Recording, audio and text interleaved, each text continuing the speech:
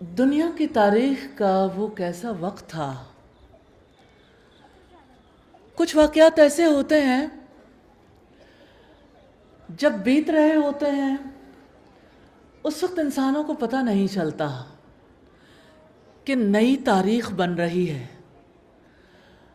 اور ایسی تاریخ بن رہی ہے جو قیامت تک لوگوں کے لیے مثال بنی رہے گی. میں تاریخ کے اس حصے کی بات کر رہی ہوں جہاں ہم جیسے لوگ رہا کرتے تھے. ان کے مسائل بھی ہم جیسے ہی تھے. میں ایک ایسی ماں کا تذکرہ کرنا چاہتی ہوں جس کو اللہ تعالیٰ نے اولاد نہیں دی تھی. اولاد کی طلب اور خواہش تو ہر دل میں ہوتی ہے، لیکن وہ ماں کتنا پیارا دل رکھتی تھی اور کتنی فراست تھی اس ماں کے اندر.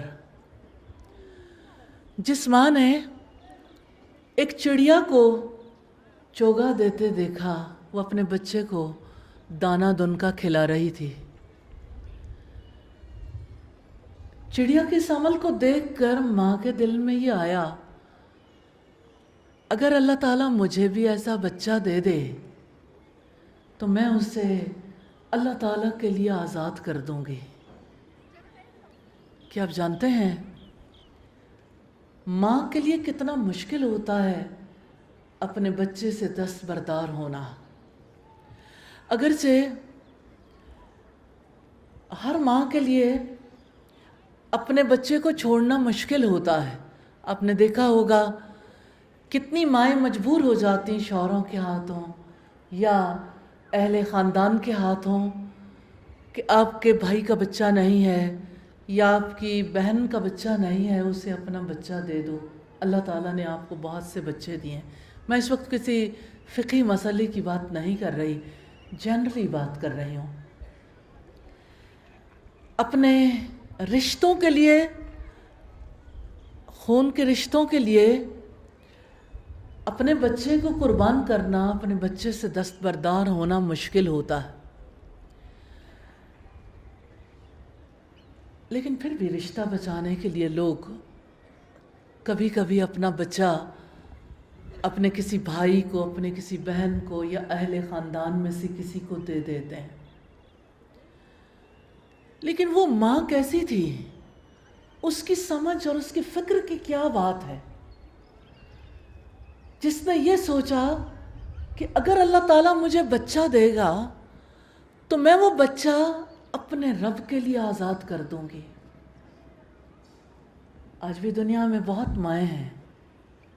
اپنے دل پر ہاتھ رکھ کے پوچھئے، وہ جو مائیں بن چکی اپنے رب کے لیے اپنے بچے کو آزاد کرنے کا کبھی سوچا ہے؟ لیکن وہ کتنی عظیم ماں تھی جس نے اپنے بچے کو اپنے رب کے لیے آزاد کرنے کے بارے میں سوچا تھا. میں ہمیشہ اس آزادی کے بارے میں جب سوچتی ہوں تو میرے ذہن میں یہ آتا ہے کہ اس کا مطلب یہ ہے کہ ماں باپ بچوں کو اپنا غلام بنا کر رکھتے ہیں. اسی لیے تو آج بہت بڑا سوال پیدا ہو گیا. آپ نے ایک اصطلاح سنی ہوگی، پدر شاہی. پدر شاہی کا مطلب یہ باپ کی حکومت. یہ سوال اس لیے پیدا ہوا کہ باپ اپنے بچوں سے جو کچھ کہتے ہیں یا ان کے لیے جو اصول، ضابطے، قوانین بناتے ہیں اب اولاد کو قبول نہیں ہے. یہ والا ورڈ ذرا ذہن میں رکھیے گا، پدر شاہی کا. ہم اس کے اوپر موقع ملا تو بات کریں گے آج کی بات چیت کے دوران انشاءاللہ. لیکن ایسا ہے کہ ماں باپ چونکہ اپنے بچے کے لیے بہت قربانیاں دیتے ہیں، اس میں کوئی شک نہیں ہے. ماں 9 مہینے تک پیٹ میں رکھتی ہے اور کس طرح سے 2 سال دودھ پلانے میں لگ جاتے ہیں. ریلی جو ماں بننے کے عمل سے نہیں گزرتا وہ اس درد کو کبھی سوچ ہی نہیں سکتا، اس کو کبھی تصور ہی نہیں کر سکتا.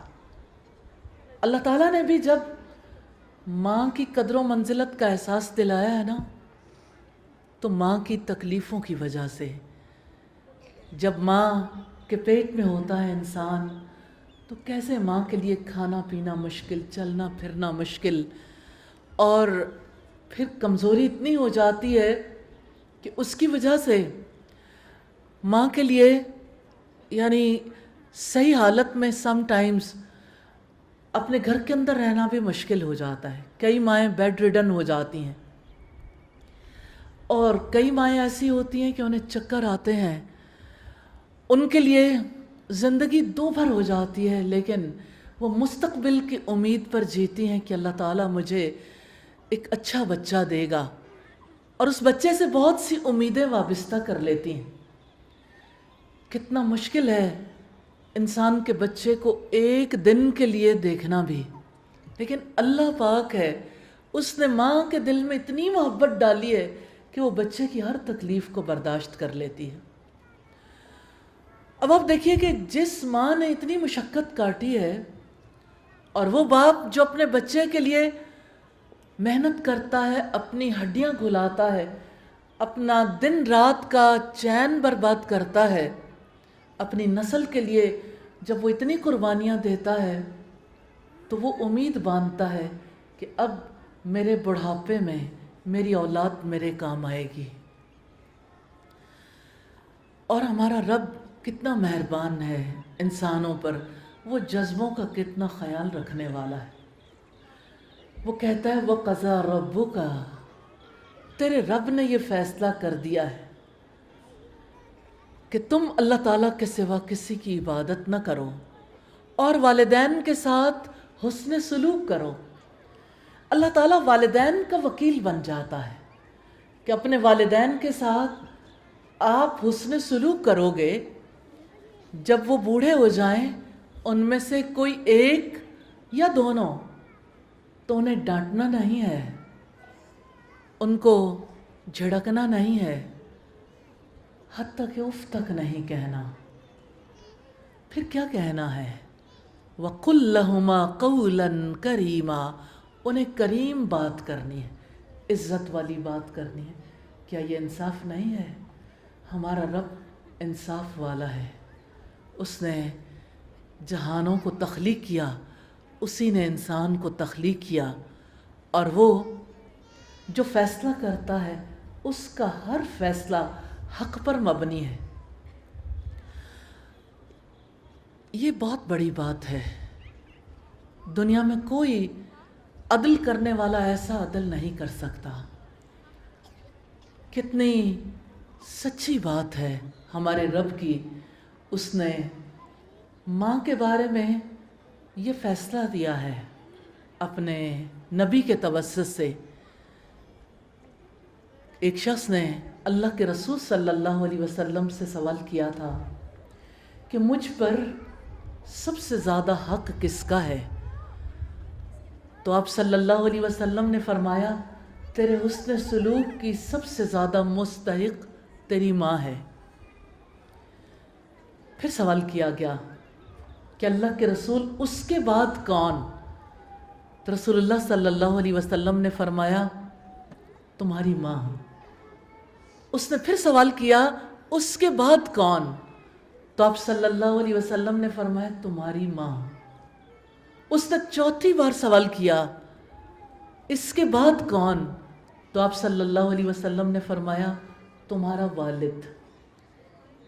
عدل ہے جہانوں کے بادشاہ کا، جس کی جتنی مشقت ہے، جتنا زیادہ کسی کی تکلیف ہے، اس کے مطابق اس کو درجہ بھی دیا ہے۔ الحمدللہ۔ جب بادشاہ کائنات نے فیصلہ کر دیا تو آخر دنیا میں لوگوں کے دلوں میں یہ کیوں آیا کہ پدر شاہی قاضی ہے، کہ ہمیں باپ کی حکومت قابل قبول نہیں ہے؟ باپ نے کیا کیا؟ پالا ہے نا، محنت کی ہے، اس کا حق رکھا ہے اللہ تعالیٰ نے۔ لیکن اولاد بڑی ہوتی ہے، وہ حق تسلیم کرنے سے اگر انکار کرتی ہے تو اللہ تعالیٰ کی طرف سے فیصلہ ہے، اللہ تعالیٰ کی طرف سے جو فیصلہ کیا گیا آج بھی وہ حق ہے، اور قیامت کے دن بھی وہ حق ثابت ہوگا انشاءاللہ تعالی، کیونکہ نبی صلی اللہ علیہ وسلم نے فرمایا باپ تو جنت کے وسط کا دروازہ ہے، یعنی اگر آپ جنت کے وسط میں جانا چاہتے ہو، سب سے اچھی جنت میں جانا چاہتے ہو، تو جنت کے وسط کا دروازہ باپ ہے۔ ہم یہاں بیٹھ کے جب اللہ تعالیٰ کی کتاب کو پڑھتے ہیں، جب اللہ تعالیٰ کے رسول صلی اللہ علیہ وسلم کی باتوں کو پڑھتے ہیں، تعلیمات کو، تو ہمارا دل راضی ہو جاتا ہے، کیونکہ ہم بلیورز ہیں، ہم ایمان رکھنے والے ہیں، ہم اللہ تعالیٰ کو ایک مانتے ہیں، اس کے حکم کو مانتے ہیں۔ لیکن دنیا میں کتنے لوگ ہیں جنہیں یہ سمجھانے کی ضرورت ہے کہ باپ جنت کے وسط کا دروازہ ہے، باپ کے خلاف آواز نہ اٹھاؤ۔ اس کا یہ مطلب نہیں ہے کہ باپ سے غلطیاں نہیں ہوتی۔ کچھ باپ آج بھی ایسے ہیں جو اپنی بیٹیوں کو زندہ دفن کر دیتے ہیں۔ کوئی باپ اپنی بچی کو مارنا نہیں چاہتا، لیکن یہ مائنڈ سیٹ ہے، یہ ذہن سازی ہے۔ یہی ذہن سازی عرب میں بھی تھی، جب لوگ اپنی بیٹیوں کو اپنے لیے بوجھ سمجھتے تھے، ان کے پیدا ہونے پر چہرے سیاہ پڑ جاتے تھے۔ ایک شخص نبی صلی اللہ علیہ وسلم کے پاس آیا، اس نے کہا اللہ کے رسول، میری ایک بیٹی تھی، میں تجارتی سفروں پر جایا کرتا تھا، میں جب واپس آتا کافی عرصہ گزر جاتا، ایک بار تجارتی سفر سے میں واپس آنے والا تھا، میری بیوی پریگننٹ تھی، اس کی بچی پیدا ہوئی، اس نے بچی کو مجھ سے چھپا لیا، کیونکہ جانتی تھی کہ ہماری سوسائٹی میں باپ بچی کو دیکھ نہیں پاتے غیرت کی وجہ سے۔ میں یہ نہیں کہتی وہ غیرت جائز ہے، غیرت باپ کو قتل تک پہنچائے تو باپ بھی قاتل ہی رہتا ہے، اور قتل کی سزا باپ کے لیے بھی ویسی ہی ہے۔ لیکن اس شخص نے کہا کہ اللہ کے رسول، میری بیٹی پیدا ہوئی، میں جب گھر جاتا تھا تو میری بیوی اسے ہمسایوں کے گھر میں چھپا دیتی تھی، وہ چاہتی تھی میری بیٹی زندہ رہے۔ پھر یوں ہوا کہ جب میں جاتا تو بیٹی ہمسایوں کے گھر رہتی، جب میں واپس آتا تو میری بیٹی، یعنی جب میں جاتا تو گھر آ جاتی، اور جب میں چلا جاتا یعنی میں گھر آ جاتا تو بیٹی کو جو ہے وہ ہمسایوں کے گھر میں پہنچا دیا جاتا۔ خیر، کہتے کہ اسی اثناء میں وقت گزرتا رہا، بچی تقریباً 4 برس کی ہو گئی۔ مجھے اس بچی کے ساتھ کھیلنا اچھا لگتا تھا، میں اس بچی سے بہت محبت کرتا تھا، اور میری بیوی دھوکہ کھا گئی۔ اس نے کہا جس سے تم محبت رکھتے ہو، جس سے تمہیں بہت پیار ہے، وہ تو تمہاری اپنی بیٹی ہے۔ بس پھر کیا تھا، میرے سینے پہ سانپ لوٹنے لگے۔ میں یہ سوچتا تھا کہ اپنی بیٹی کو کس طرح سے زندہ دفن کروں۔ ایک روز مجھے موقع مل گیا، میں نے اپنی بیٹی کو انگلی سے لگایا اور جنگل کی طرف چل دیا۔ میں جنگل کے بیچوں بیچ پہنچا، میں نے اپنی بیٹی کو وہاں بٹھا دیا اور میں گڑھا کھودنے لگ گیا۔ جب میں گڑھا کھود رہا تھا، وہ اپنے ننھے منھے ہاتھوں سے مٹی ہٹاتی جاتی تھی۔ بیٹیاں باپ کی کتنی خدمت گزار ہوتی ہیں۔ جب میں نے گڑھا کھود لیا تو میں نے اپنی ہی بیٹی کو اس گڑھے میں بٹھا دیا، وہ بھی آرام سے بیٹھ گئی۔ پھر میں نے اس پر مٹی ڈالنی شروع کی۔ جب میں مٹی ڈال رہا تھا تو اس نے ابا ابا کہنا شروع کیا۔ وہ مجھے پکارتی رہی اور میں مٹی ڈالتا رہا، حتیٰ کہ مٹی نے اس کی آواز دبا دی۔ پھر ابا ابا کی آواز بند ہو گئی۔ صحابہ کرام نے دیکھا رسول اللہ کی داڑھی بھیگ گئی، आपका सीना भीग गया। लोगों ने कहा, ए शख्स तूने अल्लाह के रसूल को गमगीन कर दिया। आपने कहा इस शख्स को कोई कुछ ना कहे। उसे दोबारा कहा फिर से अपनी कहानी सुनाओ। उसने दोबारा वही वाक़या सुनाया। कितने ही वाक़यात अल्लाह के रसूल सल्लल्लाहु अलैहि वसल्लम की मजलिस में आते थे। आज भी ऐसा होता है। गैरत के नाम पर कितनी बेटियां हैं जो कत्ल कर दी जाती हैं। कभी बेटी को जायदाद नहीं देना चाहते, कभी भाई बहन को जायदाद नहीं देना चाहते, तो उसको कत्ल करने का कोई ना कोई बहाना बना लेते हैं।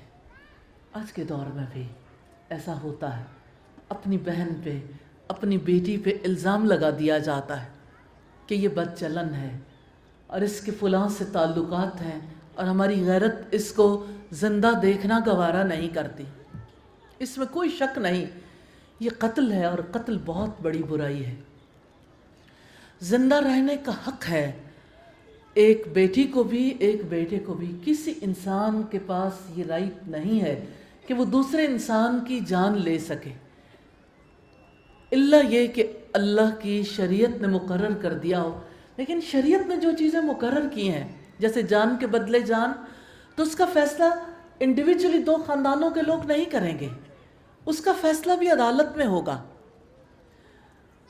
उसके बारे में अगर लोग कानून को अपने हाथ में लेना चाहें तो जाहिर है कि अनार्की फैलती है। इस वजह से अल्लाह ताला ने उसके लिए कानून दिया है। जान के बदले जान लेना हक है, लेकिन यूं ही किसी की जान नहीं ली जा सकती। मुकदमा चलेगा, साबित होगा, गवाहियाँ लाई जाएंगी। जब साबित हो जाएगा और दूसरी पार्टी मुआफ़ करने के लिए तैयार ना हो, खून बहा भी नहीं लेना चाहती, तो जान का बदला जान है। एक शादीशुदा जानी है, उसको अल्लाह ताला ने मौका दिया है कि वो इफ़्फ़त और पाकदामनी की ज़िंदगी गुजार सके। घर में बीवी मौजूद है, इसके बावजूद अगर वो इतना बड़ा हराम काम करता है तो अल्लाह ताला ने उसकी सज़ा रखी है कि ऐसे बीमार जहन के इंसान को सोसाइटी के लिए बहुत बड़े चैलेंज बन जाने वाले इंसान को जीने का हक़ नहीं है। उसके लिए रजम की सज़ा है कि ऐसे शख्स को पत्थर मार मार कर हलाक कर दिया जाए जिसने किसी की इज़्ज़त को पामाल किया है, और वो भी यानी नाहक नाजायज़। जायज़ तरीका तो इज़्ज़त पामाल करने का है ही नहीं। तो अगर किसी ने किसी की इज़्ज़त को पामाल किया तो औरत की इज़्ज़त का तहफ़्फ़ुज़ है कि ऐसे मर्द को जो शादीशुदा हो उसको रजम कर दिया जाए, और अगर वो गैर शादीशुदा है तो उसको 100 कोड़े लगाए जाएं। लेकिन अल्लाह ताला आदिल है। अगर औरत ऐसी ख़ता करती है तो औरत के लिए भी वैसी ही सज़ा है। मैं यहाँ ये ज़रूर बताना चाहती हूँ कि अल्लाह ताला ने इंसान होने के नाते औरत और मर्द को बराबर रखा है, कोई फ़र्क नहीं है। मैं पिछले दिनों में एक ट्वीट देख रही थी, किसी खातून ने ये कहा कि अगर अल्लाह ताला ने अपने कानून में विरासत आधी रखी है तो औरत की सज़ा भी आधी होनी चाहिए। मैं नहीं समझती कि औरत की विरासत आधी है। हक़ ये है कि इस बात को किसी ने समझा नहीं है कि औरत की विरासत आधी नहीं है। औरत को तो अल्लाह ताला ने कितना बड़ा हक़ दिया है, उसकी तो सारी फाइनेंशियल रिस्पॉन्सिबिलिटी, उसकी कफ़ालत की ज़िम्मेदारी मर्द पर है। बाप है, बाप उसका कफ़ील होगा, बाप ज़िम्मेदार है। शौहर है तो शौहर ज़िम्मेदार होगा। अब फ़र्ज़ करें, मैं आधी विरासत की बात भी आपसे ज़रूर करना चाहूँगी।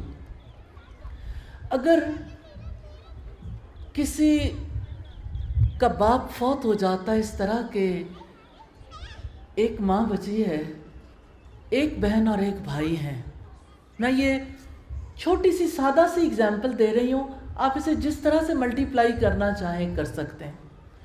باپ نے وراثت میں جو کچھ چھوڑا 8واں حصہ ماں کو دینے کے بعد 1 حصہ بہن کا ہے، 2 حصے بھائی کے ہیں۔ اب آپ آدھے ہونے کی حقیقت کو دیکھیے۔ بھائی کو 2 حصے اس طرح سے ملے، فرض کریں کہ 2 لاکھ بھائی کو ملا اور 1 لاکھ بہن کو۔ اب بھائی کی ذمہ داری کیا ہے؟ اس نے کمانا ہے، ماں کو بھی کھلانا ہے، بہن کو بھی۔ اگر اس کی بہن تعلیم حاصل کر رہی ہے تو اس نے بہن کو تعلیم بھی دلوانی۔ اگر اس کی بہن غیر شادی شدہ ہے تو اس نے بہن کی شادی بھی کرنی ہے۔ اگر بہن یا ماں بیمار ہوتی ہیں تو ان کا علاج بھی کروانا ہے۔ اب آپ یہ دیکھیے کہ وہ جو کچھ کما رہا ہے اس کے علاوہ جو اس کی وراثت ہے وہ تو ساری کی ساری تقسیم ہو رہی ہے۔ جو اس کے پاس پیسہ ہے وہ تو ماں اور بہن پہ جا رہا ہے اس کے اپنے علاوہ۔ اب اس نے اپنی بہن کی شادی کرنی ہے تو لڑکی کو تو مہر کا حق ملا ہے، اس کے بینک بیلنس میں اضافہ ہو گیا۔ اب اس کی کفالت کی ذمہ داری اس کے شوہر نے لے لی، ہر مہینے جیب خرچ میں مل رہا ہے، اس کو تحائف بھی مل رہے ہیں۔ اب یہ کہ عورت کا تو بینک بیلنس بڑھ رہا ہے نا، اس کے مقابلے میں لڑکے نے بہن کی شادی کر دی، ماں کو تو ابھی بھی سنبھالنا ہے۔ اب اس نے کیا کرنا ہے؟ اپنی شادی کرنی ہے تو اس نے مہر دینا ہے۔ اب مجھے یہ بتائیے اس کے 2 لاکھ روپے یا 2 کروڑ کہہ لیں، وہ تو ہر ایک کے معاشی حالات ہیں۔ اب 2 لاکھ روپے میں اس نے اپنی ماں پہ لگایا، بہن پہ لگایا، شادی کی، شاید اس کے 2 لاکھ روپے کوئی 40-50 ہزار روپے بچ گئے تو وہ اس نے مہر دے دینا۔ اس نے اپنی شادی کرنی ہے، بعد میں اپنی بیوی کی بھی کفالت کرنی ہے، بچے ہو جائیں بچوں کو بھی سنبھالنا ہے۔ تو مجھے یہ بتائیں وہ آدھا حصہ تو صرف برقرار نہیں ہے، بڑھ گیا، اور جو پورا یعنی 2 حصے تھے یا پورا حصہ تھا وہ مسلسل کم ہو رہا ہے۔ ایک بات ضرور سمجھیے گا، اللہ تعالیٰ نے معاشی ذمہ داری مرد پر ڈالی ہے، عورت پر نہیں ڈالی۔ عورت کمانا چاہے، روکا نہیں ہے۔ اس بات کو میری ان بہنوں کو بھی سمجھنا چاہیے جنہوں نے اس کی گہرائی میں جا کر شاید نہیں دیکھا کہ اسلام نے عورت کو وراثت کو جو حق دیا ہے یہ بونس کے طور پر دیا ہے۔ اور میں ضرور کہنا چاہتی ہوں، دنیا کا وہ مذہب بھی دیکھیے، وہ قانون بھی دیکھیے جو عورت کو وراثت میں ایسے حق دیتا ہو۔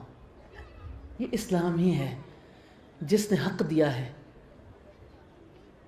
اور جس نے عورت پر مہربانی کی ہے۔ عورت کے اتنے کفیل بنا دیے ہیں، باپ، شوہر، بیٹا، کچھ کیسز میں بھائی۔ تو عورت کے ساتھ تو بڑی مہربانی والا معاملہ ہے۔ الحمدللہ رب العالمین۔ اللہ تعالیٰ ہمیں اس کی سمجھ عطا کرے۔ اور آپ یہ دیکھیے کہ جو یہ کہتا ہے کہ عورت کو اگر وراثت آدھی ملے گی تو سزا بھی آدھی ملنی چاہیے، تو اللہ تعالیٰ نے تو عورت کو آدھا انسان نہیں بنایا، اس کو پورا انسان بنایا، پورے حقوق دیے ہیں، اور شاید مرد کے مقابلے میں زیادہ حق دیا ہے، ذمہ داریاں کم ڈالی۔ فائنینشیل رسپانسبلٹی 0 ہے عورت پر۔ اگر عورت کماتی ہے، اگر عورت بزنس کرتی ہے، جاب کرتی ہے، تو اس کے مال کے بارے میں جانتے ہیں اسلام کا فیصلہ کیا ہے؟ عورت کا مال عورت کا ہے، اس کا شوہر، اس کا باپ، اس کے بھائی اس سے زبردستی نہیں لے سکتے۔ کوئی شوہر یہ حق نہیں رکھتا کہ اپنی بیوی سے کہے کہ آپ میرے ساتھ فائنینشیل رسپانسبلٹی شیئر کرو، یہ کسی کا رائٹ نہیں ہے۔ ہاں، عورت خوش دلی کے ساتھ کچھ شیئر کرنا چاہے تو اسے اسلام روکتا نہیں ہے، چاہے وہ مہر چھوڑنا چاہے یا مرد کے ساتھ اپنے مال کو شیئر کرنا چاہے۔ ہاں، ہماری سوسائٹی میں بے دردی تو بہت ہے، کیونکہ عورت کماتی ہے تو عورت کے مال کے بارے میں معذرت خواہ ہوں کہ مجھے یہاں پہ یہ مینشن کرنا پڑ رہا ہے کہ کتنے ہی لوگ ہیں جو دیندار ہونے کا دعویٰ کرتے ہیں، لیکن کہتے ہیں کہ چونکہ عورت نے ہمارے وقت میں سے وقت لگا کر کمایا ہے، اس لیے عورت کا مال صرف عورت کا نہیں ہو سکتا۔ میں ان دو خواتین کی مثال دینا چاہتی ہوں جو نبی صلی اللہ علیہ وسلم کے پاس جاتی ہیں، کیونکہ ان کے شوہر نے ان سے کہا ہے آپ اپنے مال کی زکوٰۃ دینا چاہتی ہو، میں محنت کرتا ہوں لیکن اتنا نہیں کما پاتا کہ میں اپنے بچوں کی کفالت کر سکوں، آپ اللہ کے رسول سے پوچھ کے آؤ جو زکوٰۃ آپ دینا چاہتی ہو کیا وہ زکوٰۃ آپ مجھے دے سکتی ہو۔ یہ شوہر اور بیوی ہیں، عورت کے پاس مال ہے، عورت اپنے مال کی زکوٰۃ دے سکتی ہے۔ اب شوہر کیوں یہ کہتا ہے کہ عورت اپنے مال کی زکوٰۃ میں سے مجھے دے سکتی ہے، جاؤ اللہ کے رسول سے اس کے بارے میں کنفرم کر کے آؤ۔ اور وہ خاتون رسول اللہ کے پاس پہنچتی ہے، زینب نام ہے ان کا، شوہر کا نام عبداللہ ابن مسعود ہے، اور وہ پوچھتی ہیں ہم اپنے شوہروں پر مال خرچ کرتی ہیں، دوسری عورت کا نام بھی زینب تھا، ہم اپنے شوہروں پر مال خرچ کرتی ہیں، ہمیں اس کا اجر تو ملے گا نا؟ تو آپ صلی اللہ علیہ وسلم نے فرمایا جی ہاں، دوہرا اجر، ایک تو صدقہ کرنے کا اجر، وہ اجر جو مردوں کو ملتا ہے ویسا اجر عورت کو بھی ملے گا، لیکن اگر عورت اپنے شوہر کے لیے مال لگاتی ہے تو اسے دوہرا اجر ملے گا، اور دوسرا اجر قرابت داری کا ہے۔ مرد کو یہ نہیں کہا کہ آپ کو دوہرا اجر ملے گا۔ آج کوئی اس بات کو کیوں نہیں سمجھتا کہ اسلام عورت کو کس قدر امپاور کرتا ہے، اس کے حقوق کو کس طرح سے تقسیم کرتا ہے، اس کو کتنا بڑا حق دیتا ہے کہ اگر اس کا مال ہے وہ اپنے مال میں سے زکوٰۃ دے سکتی ہے۔ ہاں، ہمارا معاشرہ بے درد ہے، کتنے ہی سسرال والے کہتے ہیں کہ آپ اس گولڈ میں سے جو آپ کے پاس ہے اپنی زکوٰۃ نہیں دے سکتی ہو، کیونکہ وہ سسرال والوں نے دیا ہے۔ سسرال والے یہ نہیں چاہتے کہ وہ گولڈ ختم ہو جائے، اور لڑکی کے پاس اگر کوئی ذریعہ نہیں ہے کمانے کا اور وہ چاہتی ہے کہ میں اپنے گولڈ میں سے گولڈ دے کے اللہ تعالیٰ کا عائد کردہ فریضہ ادا کر دوں، تو اس موقع پر کبھی ان لاس کہتے ہیں، کبھی شوہر کہتا ہے کہ آپ نے اس مال میں سے خرچ نہیں کرنا۔ عورت کے پاس جو حق مہر آیا، چاہے گولڈ ہے، چاہے پراپرٹی ہے، چاہے کرنسی ہے، اس مال پر کوئی نگاہ رکھنے کا حق نہیں رکھتا، وہ مال عورت کا ہے، عورت سے جبری کوئی وصول نہیں کر سکتا۔ ایک عورت عدالت میں آتی ہے، اس کا شوہر اس کے ساتھ ہے، قاضی سے شوہر کہتا ہے کہ میری بیوی نے مجھے حق مہر معاف کر دیا تھا، اب یہ کہتی ہے مجھے حق مہر دے دو۔ جانتا ہے کیا فیصلہ ہوا؟ اس موقع پر کہا گیا اگر آپ کی بیوی نے حق مہر معاف کر دیا ہوتا تو وہ اس کا مطالبہ کبھی نہ کرتی، اگر آج وہ اس کا مطالبہ کرتی ہے تو اس کا مطلب یہ ہے کہ اس نے حق مہر معاف نہیں کیا۔ لہٰذا عورت کا حق مہر اسی کے پاس رہنے دیا گیا، شوہر کو اس کا حصہ دار نہیں بنایا گیا۔ یہ اسلام ہے جس نے عورت کو امپاور کیا ہے۔ یہ تھوڑی امپاورمنٹ ہے کہ عورت بزنس کرے، جاب کرے، محنت کرے، مال کما کے لائے اور اس مال پر کوئی اور قابض بن جائے۔ معذرت کے ساتھ محبت کی تو بات ہی فرق ہے، آپس کی رفاقت کی بات ہی فرق ہے کہ عورت خود محسوس کرے کہ میرے گھر والوں کو میرے مال کی ضرورت ہے تو وہ آگے بڑھ کے شیئر کر لے، لیکن اپر ہینڈ تو پھر عورت کا ہے نا، اسلام اسے اپر ہینڈ دیتا ہے، لیکن انفارچونیٹلی ہماری سوسائٹی اپر ہینڈ نہیں دیتی۔ میں بڑی محبت کے ساتھ، درد دل کے ساتھ اپنی ان بہنوں سے کہنا چاہتی ہوں جو عورت کے حقوق کی بات کرتی ہیں، کرنا چاہتی ہیں، کہ یہ ہماری سوسائٹی ہے جس پر ہندو دھرم کے اثرات ہیں۔ اللہ تعالیٰ ہمیں توفیق دے کہ ہم آج کے معاشرے میں جو غلط فہمیاں اسلام کے بارے میں پائی جاتی ہیں اور لوگوں کے دلوں میں جو شبہات ڈالے جاتے ہیں ان شبہات کو دور کرنے میں کامیاب ہو سکیں۔ ہمیں پیغام پہنچانا ہے اور بہت دور تک جانا ہے ان لوگوں کے ذہنوں میں جن کے ذہنوں میں باطل نظریات نے گھر کر لیا، جو اپنے ذہن سے سوچنے کے قابل نہیں، انہیں بھی اپنے رب کا پیغام پہنچانا ہے انشاءاللہ تعالی۔ تو اللہ تعالیٰ نے تو امپاور کیا ہے عورت کو۔ اب سوچئے وہ عورت جس کو تعلیم کا حق نہیں تھا، جینے کا حق نہیں تھا، جس کو وراثت میں حق نہیں ملتا تھا، جس کو کمانے کا حق نہیں تھا، کما لے تو مال پاس رکھنے کا حق نہیں تھا، جس کو نکاح میں اپنی رائے ظاہر کرنے کا حق نہیں تھا، اسلام نے اسے کتنا اونچا مقام دیا ہے۔ ایسا نہیں ہے کہیں بھی اسے آدھا انسان کنسیڈر کیا ہو۔ ایجاب و قبول اگر لڑکے کے لیے تو لڑکی کے لیے بھی ہے، اگر کیونکہ یہ دونوں کے مشترکہ طور پر ایک کی جانب سے جو بات کہی گئی دوسرے کو قبول ہو تو نکاح منعقد ہوتا ہے۔ اور پھر آپ دیکھیے کہ جیسے مال رکھنا اگر مرد کا حق ہے تو عورت کا بھی حق ہے۔ مرد جو ہے شوہر عورت کا گارڈین نہیں بن جاتا کہ وہ ہر پراپرٹی میں اس کا گارڈین بن کے سائن کرے گا تو تبھی اس کی پراپرٹی پرچیز ہو سکتی ہے یا پراپرٹی بیچی جا سکتی ہے۔ ایسا نہیں ہے۔ عورت آزادانہ خرید و فروخت کر سکتی ہے، جائیداد کی خرید و فروخت کر سکتی ہے۔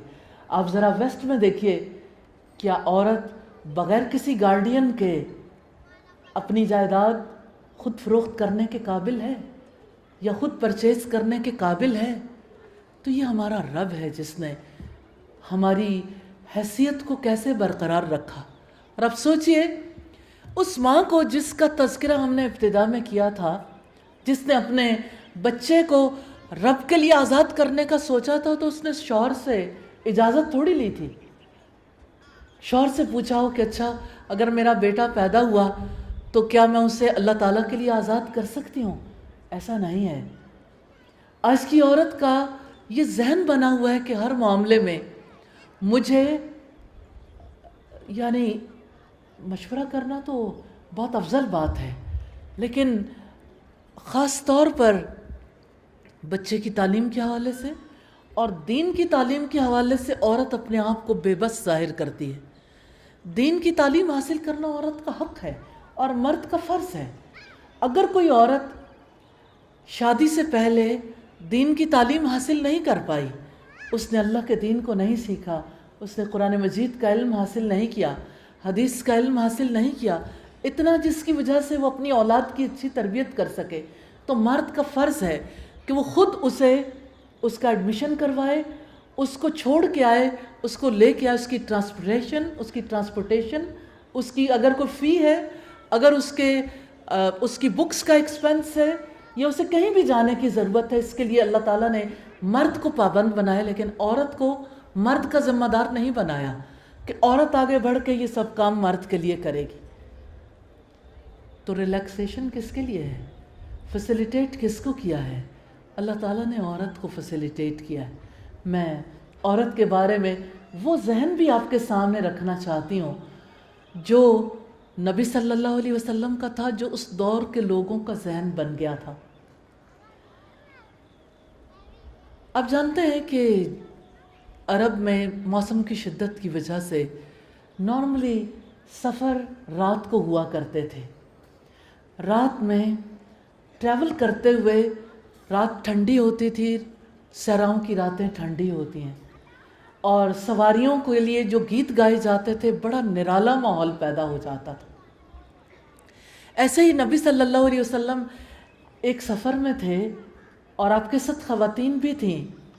ایک ہدی خان نے گیت گانے شروع کیے تو اونٹنیوں نے تیز بھاگنا شروع کر دیا۔ آپ لوگوں میں سے کسی نے اونٹ پہ سفر کیا ہے کبھی؟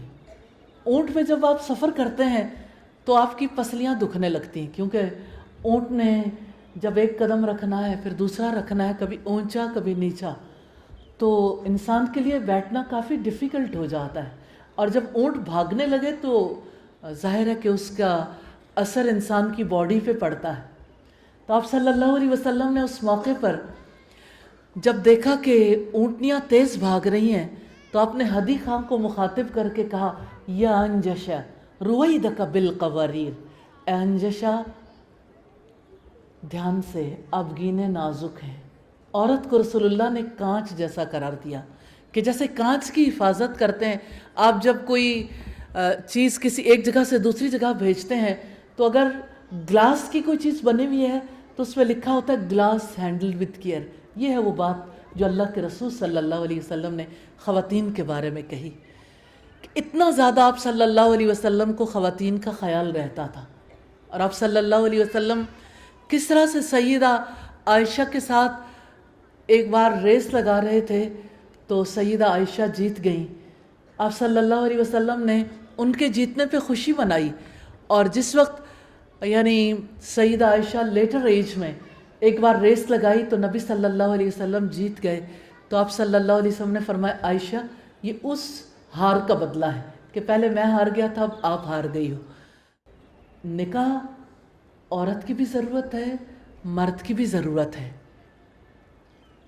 निकाह तो ऐसा रिश्ता है जिसको अल्लाह ताला ने अपना निशान कहा है, वमिन आयातिही अन खलक़ लकुम मिन अनफुसिकुम अज़वाजा, और उसकी निशानियों में से है कि उसने तुम्हारे लिए तुम्हारी जिन्स से जोड़े बनाए, लितस्कुनू इलैहा, ताकि तुम उसके पास सुकून हासिल करो, वजअल बैनकुम मवद्दतन व रहमा, और उसने तुम्हारे दरमियान मवद्दत और रहमत पैदा कर दी। तो अल्लाह ताला ने रिश्ता निकाह को मोहब्बत का सबब भी बताया है और मोहब्बत के लिए इस रिश्ते को आप सल्लल्लाहु अलैहि वसल्लम ने इक्सीर बताया। जैसे आप सल्लल्लाहु अलैहि वसल्लम ने फरमाया, लम यरा लिल मुतहब्बीना, कि नहीं देखा गया दो मोहब्बत करने वालों के लिए निकाह से बढ़कर कोई इक्सीर, निकाह से बढ़कर कोई दवा नहीं है। क्या आप अपने वजूद के अंदर पैदा होने वाले जज्बे का इनकार कर सकते हैं? अल्लाह ताला ने औरत का जिस्म ख़ास अंदाज में बनाया है और उसका मकसद है कि वो माँ बने, बीवी बने। उसका मकसद है कि वो आइंदा आने वाली नस्लों की तामीर में अपना किरदार अदा करे। कोई अपने वजूद का इनकार कैसे कर सकता है? उस वजूद के अंदर पैदा होने वाले जज्बों का इनकार कैसे कर सकता है? निकाह इंसान की ज़रूरत है। अल्लाह ताला ने इसी मकसद के लिए औरत को अलग तरह का जिस्म दिया है और मर्द को अलग तरह का जिस्म। और रियली आपको ये बात सुनकर हैरत होगी कि दोनों के जहन सोचते भी अलग अलग तरह से हैं।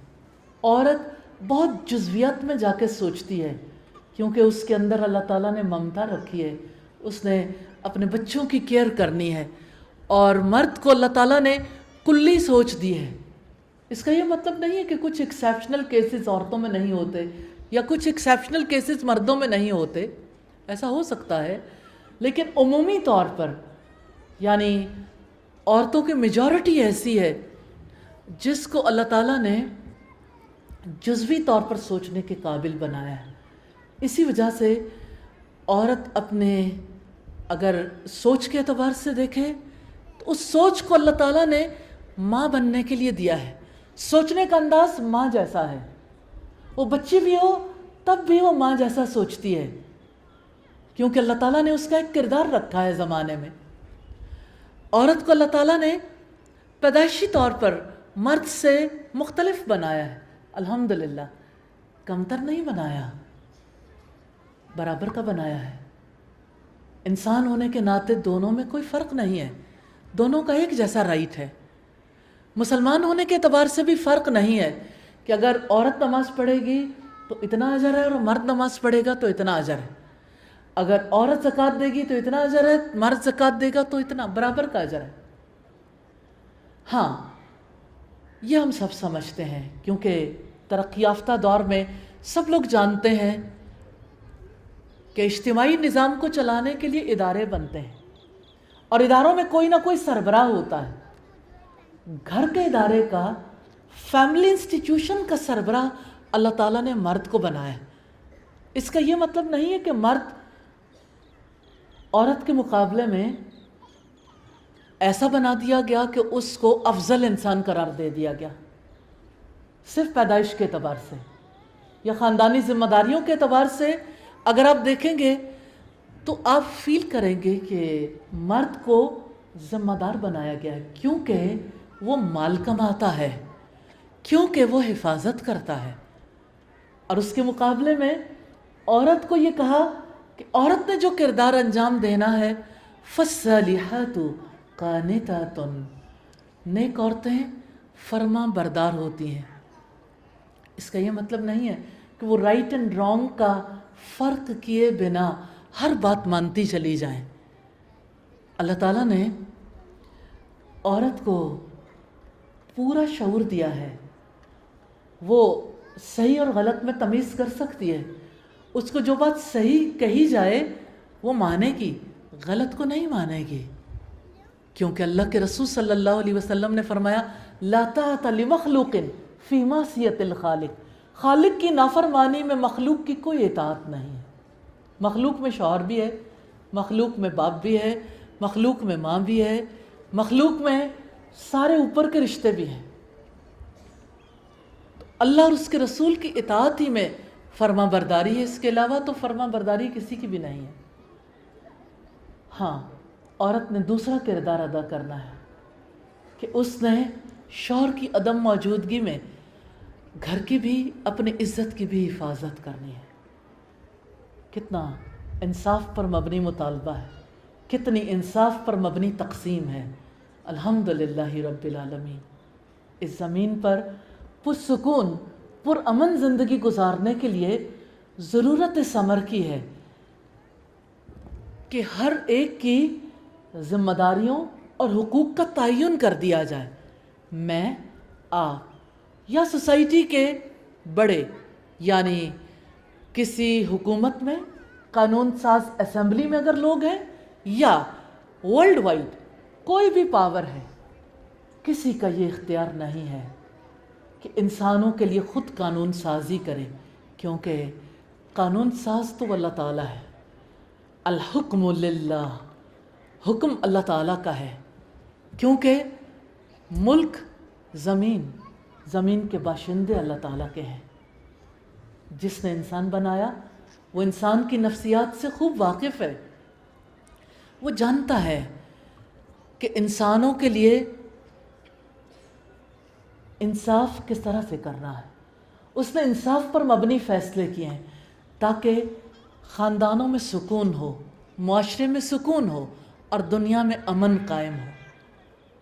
तो अल्लाह ताला के जितने फ़ैसले हैं, आप किसी भी फ़ैसले का जायज़ा लेना चाहें, हर फ़ैसला आपको इंसाफ पर मबनी नज़र आएगा। जैसे मैं आपसे ज़रूर ये कहना चाहूँगी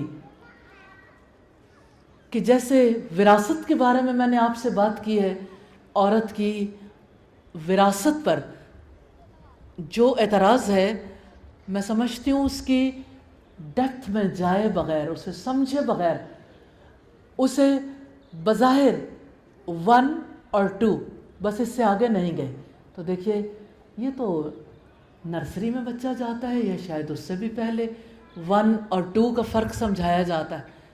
लेकिन सितारों से आगे जहाँ और भी हैं, उस 1 और 2 की हकीकत मैंने आपको बताई है अल्हम्दुलिल्लाह। इसी तरह से एक एतराज़ ये भी किया जाता है कि औरत की गवाही आधी है। क्या औरत आधा इंसान है? मैं ये समझती हूँ सादा सी बात है, सादा सी बात मैं आपके सामने रखना चाहती हूँ। आपके घर में अचानक बेल बजती है और कोई बेल दे के कहता है अपने घर से किसी खातून को भेजें, हमारे आपस में कर्ज की दस्तावेज लिखी जा रही है, औरत ने गवाही देनी है। आप जिस माहौल में पले बढ़े हैं, आप यहाँ बैठे हो, यूरोप चले जाएं, दुनिया के किसी हिस्से में चले जाएं, हर कोई अपने ख़ानदान के लेवल पर और अपनी ज़िंदगी के लेवल पर ये समझता है कि ये रिस्पॉन्सिबिलिटी है, ज़िम्मेदारी है। क्योंकि अगर कोई गवाह बनता है تو گواہ کو عدالت میں جانا پڑ سکتا ہے۔ گواہی اسی لیے ہوتی ہے کہ موقع آئے گا تو گواہ کو عدالت میں بلایا جائے گا۔ اللہ تعالیٰ نے ذمہ داریاں عورت پر کم ڈالی ہیں، حقوق زیادہ دیے ہیں۔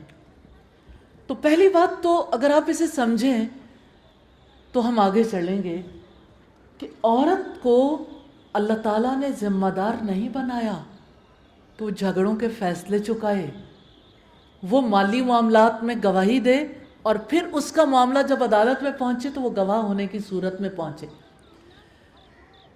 اگر آپ اسے سمجھ گئے ہیں کہ گواہی ذمہ داری ہے، گواہی کوئی حق نہیں ہے جس کے لیے جلوس نکالے جائیں یا جس کے لیے ریلیاں منعقد کی جائیں۔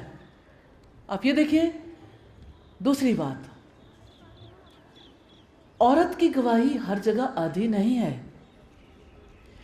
میں ایک بات آپ سے کرنا چاہتی ہوں، دیکھیے، ایک عورت کے بچہ پیدا ہوا، ایک لیڈی ڈاکٹر یا ایک نرس اگر یہ کہہ دے یہ بچہ اس عورت کا ہے، ایک اکیلی ڈاکٹر یا نرس کی گواہی قبول کی جاتی ہے، کسی مرد کی گواہی کی ضرورت ہی نہیں ہے، اور اس میدان میں کسی مرد کی گواہی قبول ہی نہیں کی جاتی۔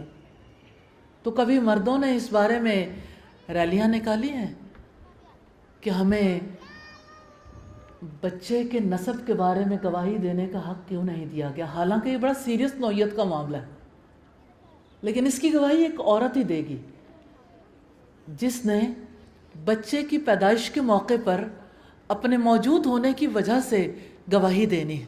سرٹیفائی کرتے ہیں نا، برتھ سرٹیفکیٹ جب ملتا ہے تو یہ گواہی ہے نا ایک عورت کی طرف سے۔ تو آپ کی لیڈی ڈاکٹر اگر گواہی دیتی ہے بچے کے بارے میں، اس کے باپ کا نام، اس کا نام اور یہ کہ کب پیدا ہوا، تو کیا اسے ہمارے معاشرے میں قبول نہیں کیا جاتا؟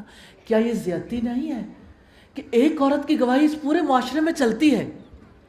اور آپ میں سے کون پیدا نہیں ہوا اور کس کے پاس برتھ سرٹیفکیٹ نہیں ہوگا اور کس کا نادرہ میں اندراج نہیں ہوگا؟ ہر ایک کے لیے ایک عورت نے گواہی دی ہے، ایک عورت کی گواہی قبول ہوئی ہے، الحمدللہ رب العالمین۔ تو ہمیں اپنے رب کے قانون پر دلی اطمینان ہے، ہم اپنے آپ کو ایسے مقام پر رکھتے ہیں کہ اللہ تعالیٰ نے ہم پر احسان کیا ہے ایسا قانون دے کے۔ ہاں، ایک جگہ پر عورت کا یہ حق، عورت کو ذمہ دار نہیں بنایا کہ اگر عورت کسی زنا کے معاملے کو دیکھ بھی لے، عورت گواہی نہیں دے گی۔ کیوں؟ اس لیے کہ زنا کا جب فیصلہ ہوتا ہے نا، اس معاملے میں جو سوالات کیے جاتے ہیں عدالت میں، جس ڈیپتھ تک جا کے پوچھا جاتا ہے، انسان شرم سے پانی پانی ہو جاتا ہے کہ جو کام دو لوگوں نے کیا، حرام کام کیا، اس کے لیے ایک پاک باز خاتون کو عدالت میں بلا کے اس سے اس کی ڈیٹیلز پوچھی جائیں، اسلام اس کی تکلیف نہیں دیتا۔ تو اس میں ہمارے ساتھ کوئی زیادتی ہوئی ہے؟ یہ ہمارے ساتھ بھلائی کا معاملہ ہے۔ اس بات کو جان لیجئے کہ یہ مس انڈرسٹینڈنگز ہیں، اصلاً یہ غلط فہمیاں ہیں، لیکن اگر کوئی غلط فہمی کو سمجھے بغیر پھیلانا چاہتا ہے اور اپنے رب پہ اعتراض کرنا چاہتا ہے تو یہ اچھا نہیں ہے، یہ مناسب نہیں ہے۔ ہمیں اپنے رب کے قانون کو سمجھنا چاہیے۔ اسی طرح سے عورت کی دیت کے بارے میں کہا جاتا ہے کہ عورت کی دیت بھی آدھی ہے۔ ویسے اگر آپ سمجھے بغیر ایک لمحے کے لیے بھی سنیں کہ عورت کی دیت آدھی ہے تو دل پکڑا جاتا ہے، کیوں؟ لیکن اگر سمجھ لیں تو دل کو اطمینان ہو جاتا ہے۔ دیکھیے، ایک مرد کا جب انتقال ہوتا ہے، گھر کا سربراہ ہے، تو صرف اس کی جان نہیں جاتی، گھر والوں کی روزی بھی جاتی ہے۔ جان جانے کی وجہ سے جو رائٹ ہے وہ تو عورت اور مرد کا برابر ہے، لیکن مالی طور پر جو نقصان ہوا ہے اس کی کمپنسیشن کی وجہ سے اس کو زیادہ حق دلوایا جاتا ہے، اس کی وجہ سے فیملی کو زیادہ مال نصیب ہوتا ہے، دیت کا مال۔ عورت کی دیت جب ادا کی جاتی ہے تو فیملی کا صرف ایک لاس ہوتا ہے، بہت بڑا لاس ہے، किसी की माँ का, बेटी का या किसी भी यानी बहन का, जब उसकी जान ली जाती है लॉस बहुत बड़ा है, लेकिन वो लॉस बराबर है मर्द के, जान की हैसियत में दोनों बराबर हैं, लेकिन चूंकि फाइनेंशियल रिस्पॉन्सिबिलिटी इस्लाम ने मर्द पर नहीं डाली, इस वजह से अल्लाह ताला ने फाइनेंशियल रिस्पॉन्सिबिलिटी के एतबार से मर्द के जाने पर दियत 2 गुना रखवाई है, ताकि फैमिली को सपोर्ट मिले। वो सपोर्ट भी औरत को ही मिलती, लेकिन मर्द के जाने की वजह से अगर औरत को सपोर्ट मिल रही तो औरत की जाने की वजह से मर्द को सपोर्ट नहीं मिलती। अगर बारीकी से देखें तो आपको समझ आएगी, इसमें भी औरत ही को सपोर्ट किया है अल्लाह ताला ने। ये वो चीज़ें हैं जिनके बारे में सोसाइटी में कन्फ्यूजन्स पाई जाती हैं। इन कन्फ्यूजन्स को आपने दूर करना है इंशाअल्लाह, और आप इसके लिए अल्लाह ताला के फजलो करम से एफर्ट कर भी रहे हैं। मैं मुबारकबाद देना चाहती हूँ उन तमाम हस्तियों को जिन्होंने इसे अपना फ़र्ज समझा है और जो सोसाइटी के ट्रेंड सेटर्स के पास और सोसाइटी के मुख्तलिफ़ हलकों के पास पहुँच के उनके औरत के राइट्स के बारे में अवेयरनेस क्रिएट कर रही हैं। अल्लाह ताला आप लोगों से इस काम को कबूल फरमा ले। अब जहाँ तक बाकी मामलात का ताल्लुक़ है, अगर आप ये देखिए, आप आधे इंसान को देखना चाहें, आधा इंसान तो नहीं है औरत, लेकिन अगर देखना चाहें क्या औरत और मर्द को तालीम का यकसा हक है। एक ख़ानदान है जिसमें बेटे भी हैं बेटियां भी, किसी लड़के को तालीम दिलवाने पर अजर की ऐसे बशारत नहीं है।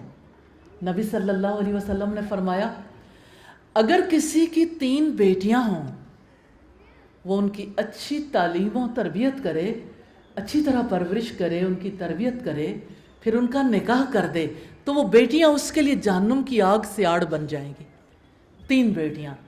एक शख्स उठा और कहने लगा, अभी आप भी थोड़ी देर के बाद सवाल करेंगे इंशाअल्लाह, बहुत से सवालात जो आपके दिल में आता है, अपनी कन्फ्यूजन्स को ज़रूर दूर करें, क्योंकि कन्फ्यूजन दूर करेंगे तो इंशाअल्लाह बहुत से लोगों का और भी फ़ायदा होगा।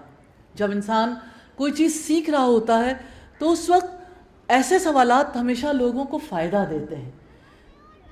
तो एक शख्स ने पूछा कि अल्लाह के रसूल, अगर किसी की 2 बेटियां हों, आपने फरमाया 2 बेटियों के भी परवरिश करोगे, तरबियत करोगे, निकाह करोगे, तालीम दिलवा कर, तो उसके लिए भी वो बेटियां जहन्नुम की आग से आड़ बन जाएंगी। रावी हदीस कहते हैं, किसी ने ये सवाल नहीं किया कि अगर किसी की 1 बेटी हो, लेकिन अगर कोई ये सवाल करता तो अल्लाह के रसूल का यही जवाब होता कि 1 बेटी के लिए भी यही है, यानी वो बेटी भी उसके लिए जहन्नुम की आग से आड़ बन जाएगी। हम कितने खुशनसीब लोग हैं, हमारी पैदाइश पर, परवरिश पर, तालीम दिलवाने पर, निकाह करने पर बाप के लिए कितनी बड़ी खुशखबरी है, माँ बाप के लिए कितनी बड़ी खुशखबरी है। वो लड़की जिसे जीने का हक नहीं था, उसको किस दर्जे पर पहुंचा दिया इस्लाम ने। माहौल कितना बदल गया था। हज़रत उमर एक बार अपनी बीवी से कहने लगे कि आप लोग जब से मदीना आई हो, आप लोगों को ज़ुबान लग गई है। तो बीवी कहती हैं, खत्ताब के बेटे ज़रा रुक जाओ, बेटी के घर जाके देखो, सारा सारा दिन रसूलुल्लाह से रूठी रहती है। हज़रत उमर को तो गोया पर लग गए, गुस्सा आ गया। गुस्से में भरे हुए हज़रत हफ्सा के घर गए और पूछने लगे, हफ्सा क्या तुम सारा सारा दिन रसूलुल्लाह से रूठी रहती हो? आप इमेजिन कीजिए, जिस सोसाइटी में बेटी को ज़िंदा रहने का हक नहीं, राय देने का हक नहीं, तालीम का हक नहीं, विरासत में हक नहीं, वो बेटी जो अपने बाप से भी मुंह छुपाती है क्योंकि उसका बाप किसी लम्हे उसे कत्ल कर सकता है, अब वो बेटी किस मकाम तक जा पहुंची है। उमर फारूक जैसे बाप से सईदा हफ्सा कहती हैं, ये हमारा आपस का मामला है। जस्ट इमेजिन, उस सोसाइटी में कोई ये कहे कि ये हमारा आपस का मामला है। आज भी एक लड़की जो है अपने बाप से ये कहते हुए शर्माती है कि ये हमारा आपस का मामला है। कितनी बोल्ड थी वो ख़वातीन जो अपने हक़ को पहचानती थीं اور کس طرح سے اپنے حق کے بارے میں اللہ کے رسول سے کہتے ہوئے بھی نہیں جھجکتی تھیں۔ میں ایک غلام خاتون کی بات ضرور آپ کے سامنے رکھنا چاہتی ہوں، جس کا نام بریرہ تھا، جس کو حضرت عائشہ نے آزاد کر دیا تھا۔ آزادی کا نشہ وہی اسے سمجھ سکتا ہے جو کبھی غلام رہا ہو۔ آزادی کا نشہ بھی بڑا عجیب ہوتا ہے۔ جب کوئی عورت آزاد ہو جاتی ہے تو ضروری نہیں کہ وہ اپنے شوہر کے ساتھ رہنا چاہے، اسے کوئی روکتا نہیں ہے، لیکن اب اس کی آزاد رائے ہے۔ اسلام اس حق کو تسلیم کرتا ہے۔ آزاد رائے کو کتنا زیادہ رسپیکٹ کیا اللہ کے رسول صلی اللہ علیہ وسلم نے۔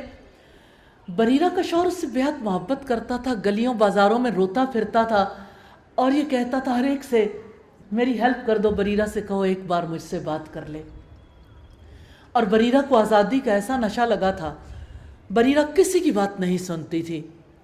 بریرہ نے جب مغیث کی بات نہیں سنی تو مغیث کو کسی نے کہا اللہ کے رسول کے پاس چلے جاؤ، رسول اللہ کی بات کو بریرہ نہیں ٹالے گی۔ پھر کیا تھا، مغیث رسول اللہ کے پاس پہنچا کہ ایک بار بریرہ کو بلوا کر کہہ دیں مجھ سے مل لے۔ رسول اللہ نے بریرہ کو بلوا لیا، بریرہ سے کہا مغیث سے مل لو۔ جانتے ہیں بریرہ نے کیا سوال کیا؟ ابھی لونڈی تھی، غلام عورت تھی، غلام عورت ایک غلام لڑکی آزاد نہیں ہے، اس نے آزادی کی روش نہیں سیکھی، لیکن اسلام سیکھا ہے، اللہ تعالیٰ کا قانون سیکھا ہے۔ اس نے رسول اللہ سے پوچھا کہ اللہ کے رسول یہ بتائیے کیا یہ آپ کا حکم ہے یا سفارش؟ حکم ہے تو مان جاؤں گی، سفارش ہے تو نہیں مانوں گی، سفارش نہیں مانوں گی۔ رسول اللہ مسکرا دیا اور آپ نے کہا یہ سفارش ہے۔ کہنے لگی میں مغیث سے نہیں ملتی۔ رسول اللہ صلی اللہ علیہ وسلم نے اسے اجازت دے دی کہ ٹھیک ہے، ایک عورت اگر اپنے ایکس ہسبینڈ کے پاس نہیں جانا چاہتی تو یہ اس کا رائٹ ہے، وہ آزاد مرضی سے فیصلہ کر سکتی ہے۔ حتیٰ کہ ایک خاتون رسول اللہ کے پاس آئی، نئی نئی شادی ہوئی تھی، رسول اللہ کے پاس آ کر کہنے لگی کہ اللہ کے رسول میرے باپ نے میری شادی میرے چچا زاد سے کر دی اور میں نہیں چاہتی تھی کہ میرا نکاح اس شخص کے ساتھ ہو۔ آپ صلی اللہ علیہ وسلم نے اتنی بات سنی تو آپ نے فرمایا میں آپ دونوں کو جدا کر دیتا ہوں۔ اس نے کہا اب نہیں، لیکن میں یہ چاہتی تھی ساری عورتوں کو پتہ چل جائے کہ ان کی اجازت کے بغیر ان کے باپ ان کا نکاح نہیں کر سکتے۔ اللہ اکبر، کتنا اسلام نے عورت کو درجہ دیا ہے۔ اس سے پوچھے بغیر اس کا نکاح نہیں ہو سکتا، اس پہ نکاح کے معاملے میں تشدد جبر نہیں کیا جا سکتا۔ اس کی آزاد رائے کی کتنی رسپیکٹ ہے، کس قدر رسپیکٹ ہے۔ رسول اللہ صلی اللہ علیہ وسلم حدیبیہ کے موقع پر بہت عجیب صورتحال تھی، کیونکہ ابو جندل بے بسی کی تصویر بنے کھڑے تھے۔ جب معاہدہ ہو گیا، ابو جندل آئے تو آپ صلی اللہ علیہ وسلم نے اس موقع پر کہا ہم معاہدہ کر چکے، اب ابو جندل کو مکہ میں واپس کیا جائے گا، وہ مکہ واپس جائیں گے۔ اس بات نے صحابہ کرام کو صدمے میں مبتلا کر دیا۔ آپ صلی اللہ علیہ وسلم نے اپنے صحابہ سے کہا اب ہم روک دیے گئے عمرے کے لیے جا نہیں سکتے، اس لیے آپ اپنے سر منڈوا لیں، جانور قربان کر دیں اور احرام کھول دیں۔ صحابہ کرام ٹس سے مس نہیں ہوئے۔ رسول اللہ صلی اللہ علیہ وسلم بہت دکھے دل کے ساتھ اپنے خیمے میں واپس آئے، اور اس موقع پر آپ صلی اللہ علیہ وسلم نے سیدہ ام سلمہ سے کہا آج سے پہلے کبھی میرے کسی صحابی نے میرے ساتھ ایسا برتاؤ نہیں کیا، میں بہت دکھی ہوں کہ میرے صحابہ کرام نے میری بات کو نہیں مانا۔ اس پر سیدہ ام سلمہ نے کہا اس وقت وہ صدمے میں ہے، آپ جائیے، جانور قربان کر دیں، سر منڈوا لیں، احرام کھول دیں، آپ کے پیچھے پیچھے سب ایسا کر لیں گے۔ رسول اللہ صلی اللہ علیہ وسلم گئے، آپ نے یہی کام کیے، صحابہ کرام نے آپ کے پیچھے پیچھے وہ سارے کام کر لیے۔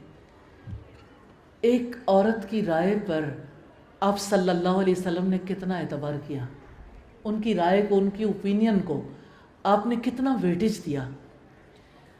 اب صلی اللہ علیہ وسلم کے پاس سیدہ ام ہانی اس وقت آئیں جب آپ مکہ فتح کر چکے تھے اور بہت سے لوگ تھے جو پناہ لے رہے تھے۔ ام ہانی آپ کی چچا زاد بہن تھی، کہنے لگے اللہ کے رسول میرا ماں جایا مجھے کہتا ہے جسے تو نے پناہ دی ہے میں اسے قتل کر دوں گا، میں اس کو مار ڈالوں گا۔ تو آپ صلی اللہ علیہ وسلم نے فرمایا جسے ام ہانی نے پناہ دی اسے ہم نے بھی پناہ دی۔ پناہ دینا کچھ چھوٹا معاملہ ہے، آج کے دور میں بھی عورت کو یہ حق حاصل نہیں ہے۔ جب جنگیں ہوتی ہیں جنگی قیدی آتے ہیں، جنگی قیدی کو اپنے طور پر پناہ نہیں دی جا سکتی کیونکہ وہ ریاست کی قید میں ہوتے ہیں، ریاست فیصلہ کرتی۔ تو یہاں ایک عورت نے ایک مرد کو پناہ دی، اس پناہ کو تسلیم کر لیا گیا، وہ ان کے ایکس ہسبینڈ تھے ام ہانی کے۔ تو نبی صلی اللہ علیہ وسلم نے عورت کی پناہ کو مرد کی پناہ کے برابر قرار دیا۔ اب آپ یہ دیکھیے کہ ایک خاندان ہے، خاندان میں مرد کو اللہ تعالیٰ نے نگران بنایا ہے، مرد کو مطلق العنان حکمران نہیں بنایا، نگران بنایا ہے، ذمہ دار بنایا ہے، وہ کمائے گا، وہ حفاظت کرے گا۔ اب جب اللہ تعالیٰ نے مرد کو ذمہ دار بنایا، وہ باپ ہے، شوہر ہے، تو ظاہر خاندانی نظام نے کسی ایک کے ڈیسیژن کے ساتھ دوسروں کی مشاورت شامل ہوگی تو تبھی چلنا ہے نا۔ کہ آپ کی ریاست میں 2 وزیر اعظم ہیں یا 4 صدر ہیں، ہر جگہ نظام اسی طرح سے چلا کرتے ہیں۔ تو اللہ تعالیٰ کا فیصلہ حق کی بنیاد پر ہے۔ فطرت کو مت بدلیں، فطری نظام کے تحت زندگی گزارنے میں ہی امن ہے۔ اللہ تعالیٰ ہم سب کو اس کی سمجھ نصیب۔